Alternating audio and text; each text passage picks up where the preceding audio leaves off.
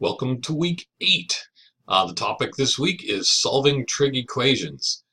You have solved many equations throughout your mathematical career: linear equations, quadratic equations, equations with logs and exponentials, with radicals. I mean, there's all these different techniques. Well, this week we're looking at what do we do when the equations we're trying to solve have trig functions in them. In contrast to last week was about identities. Identities are equations, but they're equations that are true for every single value of the variable. You plug in anything you want and you get a true statement. In general, equations are not always true, and we're trying to find out what values of the variable make them true. Anyway, there's different techniques that we have to apply with trig functions involved, and so we're going to go through, first of all, some of the basic,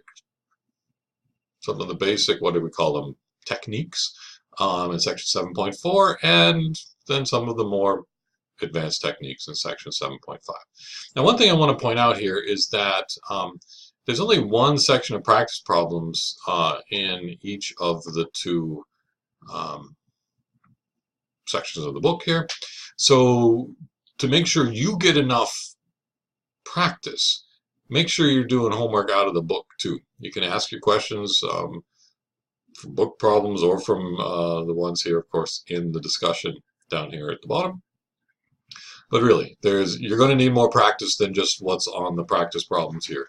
So open up the book, and of course you're going to open it up and read anyway, but do some problems out of the sections there. Remember to do the quiz at the end of the week. By Wednesday, it will appear right under the discussion, and of course, participate in the discussion. Enjoy this stuff. It's fun stuff.